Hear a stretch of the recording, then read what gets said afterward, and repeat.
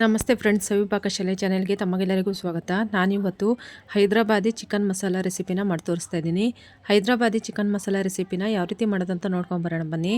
ಮೊದಲಿಗೆ ಮಸಾಲೆಗಳನ್ನೆಲ್ಲ ಹುರ್ಕೊಳ್ಳೋದಕ್ಕೆ ಇಲ್ಲಿ ಎಲ್ಲ ಸಾಮಗ್ರಿಗಳನ್ನೆಲ್ಲ ತಗೊಂಡಿದ್ದೀನಿ.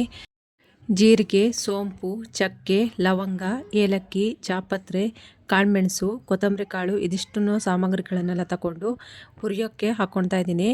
ಇದ್ರ ಜೊತೆಯಲ್ಲಿ 4 ಬ್ಯಾಡಗೆ ಮೆಣಸಿನ್ಕಾಯಿನ ಹಾಕ್ಕೊಳ್ತಾ ಇದ್ದೀನಿ. ಇದಿಷ್ಟನ್ನು ಡ್ರೈ ಆಗಿನೇ ಚೆನ್ನಾಗಿ ಹುರ್ಕೊಳ್ಬೇಕು. ಚೆನ್ನಾಗಿ ಹುರ್ಕೊಳ್ತಾ ಇದ್ದಾಗ ಅದ್ರ ಘಮ ಬರ್ತಾ ಇರುತ್ತೆ. ಆವಾಗ ಇದು ಹುರ್ಕೊಂಡಿದ್ದಾಗಿದೆ ಅಂತ ತಿಳ್ಕೊಂಡು ನೋಡಿ ಚೆನ್ನಾಗಿ ಹುರ್ಕೊಂಡಿದ್ದೀನಿ. ಜಾಸ್ತಿ ಸೀದ್ಸೋಕ್ಕೆ ಹೋಗಬೇಡಿ. ಮಸಾಲೆ ಎಲ್ಲ ತಣ್ಣಗಾಗಿದೆ. ಇವಾಗ ಮಿಕ್ಸಿ ಜಾರ್ಗೆ ಹಾಕ್ಕೊಂಡು ಡ್ರೈ ಆಗಿನೇ ಪುಡಿ ಮಾಡ್ಕೊತಾ ಇದ್ದೀನಿ. ನೀರು ಎಲ್ಲ ಹಾಕ್ಕೊಳಕ್ಕೆ ಹೋಗ್ಬೇಡಿ. ಇವಾಗ 1 kg ಆಗುವಷ್ಟು ಚಿಕನ್ನ ನಾನು ಚೆನ್ನಾಗಿ ತೊಳ್ಕೊಂಡು ನೀರೆಲ್ಲ ತಕ್ಕೊಂಡಿದ್ದೀನಿ. ಇವಾಗ ಅದಕ್ಕೆ ನಾನು ಮಿಕ್ಸಿ ಜಾರ್ನಲ್ಲಿ ಇವಾಗ ಏನು ಮಸಾಲಾನ ಪುಡಿ ಮಾಡ್ಕೊಂಡಿದ್ವಲ್ಲ ಆ ಮಸಾಲಾನ ಎಲ್ಲ ಹಾಕ್ಕೊಳ್ತಾ ಇದ್ದೀನಿ. ಅದಕ್ಕೆ 1 ಸ್ಪೂನ್ ಆಗುವಷ್ಟು ಉಪ್ಪು ಹಾಕ್ಕೊಳ್ತಾ ಇದ್ದೀನಿ. ಅರ್ಧ ಹೋಳಾಗೋಷ್ಟು ಲಿಂಬೆ ರಸನ ಚೆನ್ನಾಗಿ ಹಿಂಡ್ಕೊಳ್ತಾ ಇದ್ದೀನಿ.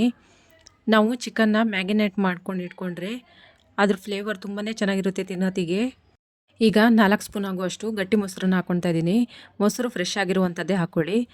1 ಟೇಬಲ್ ಸ್ಪೂನ್ ಆಗುವಷ್ಟು ಶುಂಠಿ ಬೆಳ್ಳುಳ್ಳಿ ಪೇಸ್ಟ್ನ ಹಾಕ್ಕೊಳ್ತಾ ಇದ್ದೀನಿ. ಫ್ರೈಡ್ ಆನಿಯನ್ನ ಹಾಕ್ಕೊಳ್ತಾ ಇದ್ದೀನಿ.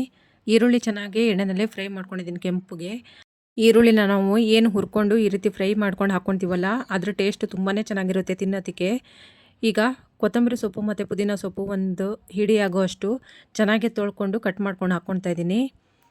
ಹಸಿಮೆಣ್ಸಿಕಾಯಿ ಪೇಸ್ಟು 1 ಸ್ಪೂನ್ ಆಗುವಷ್ಟು ಹಾಕ್ಕೊಂಡಿದ್ದೀನಿ. ಇದಿಷ್ಟನ್ನು ಚೆನ್ನಾಗಿ ಕಲಿಸ್ಕೊಂಡು ಮಿಕ್ಸ್ ಮಾಡ್ಕೊಳ್ಬೇಕು. ಚಿಕನಿಗೆ ಎಲ್ಲ ಮಸಾಲೆ ಎಲ್ಲ ಚೆನ್ನಾಗಿ ಹಿಡಿಬೇಕು. ಅಲ್ಲಿ ತನಕ ಇದನ್ನು ಚೆನ್ನಾಗಿ ಕಲಿಸ್ಕೊಳ್ಳೋಣ. ಇದನ್ನು ಒಂದು ಅರ್ಧ ಗಂಟೆ ಅಥವಾ 1 ಅವರ್ ತನಕ ಚೆನ್ನಾಗಿ ಇದನ್ನು ಮ್ಯಾಗಿನೇಟ್ ಆಗೋಕ್ಕೆ ಬಿಟ್ಬಿಡಬೇಕು. ಚಿಕನಿಗೆಲ್ಲ ಮಸಾಲ ಚೆನ್ನಾಗಿ ಹಿಡಿಬೇಕು. ಅಲ್ಲಿ ತನಕ ಇದನ್ನು ಮ್ಯಾಗಿನೇಟ್ ಮಾಡ್ಕೊಳ್ಬೇಕು. ಮತ್ತು ನಾವು ಎಕ್ಸ್ಟ್ರಾ ಮಸಾಲ ಏನೂ ಹಾಕ್ಕೊಳ್ತಾ ಇಲ್ಲ ಇದಕ್ಕೆ. ಇಷ್ಟೇ ಮಸಾಲನೇ ನಾವು ಏನು ಇವಾಗ ಕಲಸಿ ಇಟ್ಕೊಳ್ತೀವಲ್ಲ ಅದೇ ಮಸಾಲನೇ ಸಾಕಾಗುತ್ತೆ. ಚಿಕನಿಗೆ ಇವಾಗ 1 ಗಂಟೆ ತನಕ ಹಾಗೆ ಮುಚ್ಚಿಡೋಣ. ಚೆನ್ನಾಗಿ ಮ್ಯಾಗಿನೇಟ್ ಆಗುತ್ತೆ. ಈರುಳ್ಳಿನ ಏನು ಫ್ರೈ ಮಾಡ್ಕೊಂಡಿದ್ನಲ್ಲ ಅದೇ ಬಾಣಲಿಗೆ 1 4 ಟೇಬಲ್ ಸ್ಪೂನ್ ಆಗೋಷ್ಟು ಎಣ್ಣೆ ಹಾಕ್ಕೊಂಡು ಪಲಾವ್ ಎಲೆ ಹಾಕ್ಕೊಳ್ತಾ ಇದ್ದೀನಿ. ಚಕ್ಕೆ, ಲವಂಗ, ಏಲಕ್ಕಿ, ಕಾಳುಮೆಣಸು ಇದಿಷ್ಟೇ ಹಾಕ್ಕೊಳ್ತಾ ಇದ್ದೀನಿ. ಗರಂ ಮಸಾಲಾನ ಮತ್ತು 2 ಈರುಳ್ಳಿನ ಉದ್ದಕ್ಕೆ ಕಟ್ ಮಾಡ್ಕೊಂಡು ಹಾಕ್ಕೊಳ್ತಾ ಇದ್ದೀನಿ. ಈರುಳ್ಳಿ ಚೆನ್ನಾಗಿ ಕೆಂಪುಗೆ ಫ್ರೈ ಆಗಬೇಕು. ಅಲ್ಲಿ ತನಕ ಚೆನ್ನಾಗಿ ಇದನ್ನು ಫ್ರೈ ಮಾಡ್ಕೊಳ್ಳೋಣ. ಈರುಳ್ಳಿ ಈಗ ಚೆನ್ನಾಗಿ ಕೆಂಪುಗೆ ಆಗ್ತಾಯಿದೆ, ಗೋಲ್ಡನ್ ಫ್ರೈ ಆಗ್ತಾಯಿದೆ. ಇವಾಗ ಇದಕ್ಕೆ ನಾವು ಚಿಕನ್ನ ಏನು ಮ್ಯಾಗಿನೇಟ್ ಮಾಡಿ ಇಟ್ಟಿದ್ವಲ್ಲ 1 ಅವರ್ ಮುಂಚೆನೇ ಅದನ್ನ ಇವಾಗ ಹಾಕ್ಕೊಳ್ತಾ ಇದ್ದೀನಿ. ನಿಮಗೆ ಟೈಮ್ ಇಲ್ಲ ಅಂತ ಹೇಳಿದರೆ ಒಂದು 15 ನಿಮಿಷ ಅಥವಾ 20 ನಿಮಿಷ ಬಿಟ್ಟರೂ ಸಾಕಾಗುತ್ತೆ. ಇವಾಗ ನೋಡಿ ಮ್ಯಾಗಿನೇಟ್ ಮಾಡಿದ ಚಿಕನ್ನೆಲ್ಲ ಇದಕ್ಕೆ ಹಾಕ್ಕೊಂಡಿದ್ದೀನಿ. ಹಾಕ್ಕೊಂಡು ಒಂದು ಸತಿ ಚೆನ್ನಾಗಿ ಇದನ್ನು ಕಲಿಸ್ಕೊಳ್ಳೋಣ. ಹಾಕಿದ ತಕ್ಷಣ ಒಂದು ಸತಿ ಕಲಸಿದ ತಕ್ಷಣವೇ ಪ್ಲೇಟ್ನ ಮುಚ್ಚೋಕೆ ಹೋಗ್ಬಿಡಿ. ಚೆನ್ನಾಗಿ ಇದನ್ನು ಎಣ್ಣೆಯಲ್ಲಿ ಫ್ರೈ ಮಾಡ್ಕೊಬೇಕು. ನಂತರ ಇದನ್ನು ಒಂದು ಪ್ಲೇಟ್ನ ಮುಚ್ಚಬೇಕು. ನೋಡಿ ಇವಾಗ ಫ್ರೈ ಆಗಿದೆ. ಇದಕ್ಕೊಂದು ಪ್ಲೇಟ್ನ ಮುಚ್ಚಿ ಚೆನ್ನಾಗಿ ಇದನ್ನು ಬೇಯಿಸ್ಕೊತಾ ಇದ್ದೀನಿ. ಇವಾಗ ನೋಡಿ ಪ್ಲೇಟ್ನ ಓಪನ್ ಮಾಡಿಕೊಂಡು ಮತ್ತೆ ಇದನ್ನು ಕಲಸಿ ಮಿಕ್ಸ್ ಮಾಡ್ಕೊತಾ ಇದ್ದೀನಿ. ರೀತಿಯಾಗಿ ಆವಾಗವಾಗ ಪ್ಲೇಟ್ನ ಓಪನ್ ಮಾಡಿ ನಾವು ಕಲಿಸ್ಕೊಂಡು ಮತ್ತು ಪ್ಲೇಟ್ ಮುಚ್ಚಿ ಬೇಯಿಸ್ಕೊಳ್ಳೋದ್ರಿಂದ ಅದು ಚಿಕನ್ ತಳ ಹಿಡಿಯೋದಿಲ್ಲ, ಮಸಾಲೆ ಎಲ್ಲ ತಳ ಹಿಡಿಯೋದಿಲ್ಲ. ಇವಾಗ ಪ್ಲೇಟ್ನ ಓಪನ್ ಮಾಡಿಕೊಂಡು 4 ಟೊಮೆಟೊನ ನಾನು ಮಿಕ್ಸಿ ಜಾರ್ಗೆ ಹಾಕ್ಕೊಂಡು ರುಬ್ಕೊಂಡು ಪೇಸ್ಟ್ ಮಾಡ್ಕೊಂಡಿದ್ದೆ. ಆ ಟೊಮೆಟೊ ಪೇಸ್ಟ್ನ ಇವಾಗ ಇದಕ್ಕೆ ಹಾಕ್ಕೊಂಡು ಚೆನ್ನಾಗಿ ಕಲಸಿ ಮಿಕ್ಸ್ ಮಾಡ್ಕೊತಾ ಇದ್ದೀನಿ. ಚಿಕನ್ ಬೇಯ್ತಾ ಇರುವಾಗ ಎಕ್ಸ್ಟ್ರಾ ನೀರು ಜಾಸ್ತಿ ಏನೂ ಹಾಕ್ಕೊಳಕ್ಕೆ ಹೋಗ್ಬೇಡಿ.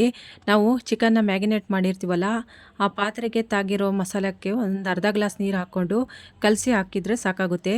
ಇವಾಗ ಉಪ್ಪು ಒಂದು ಸ್ವಲ್ಪ ಕಡಿಮೆ ಅನಿಸ್ತು. ಈಗ ಅರ್ಧ ಸ್ಪೂನ್ ಆಗುವಷ್ಟು ಉಪ್ಪು ಹಾಕ್ಕೊಳ್ತಾ ಇದ್ದೀನಿ.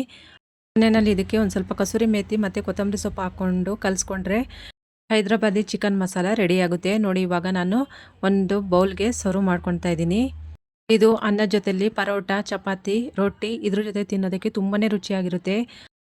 ಫ್ರೆಂಡ್ಸ್, ಹೈದರಾಬಾದಿ ಚಿಕನ್ ಮಸಾಲಾನ ಯಾವ ರೀತಿ ಮಾಡೋದು ಅಂತ ತಿಳ್ಕೊಂಡು ಇಷ್ಟ ಆದರೆ ಲೈಕ್ ಮಾಡಿ, ಶೇರ್ ಮಾಡಿ, ಸಬ್ಸ್ಕ್ರೈಬ್ ಮಾಡಿ friends. Thank you for watching.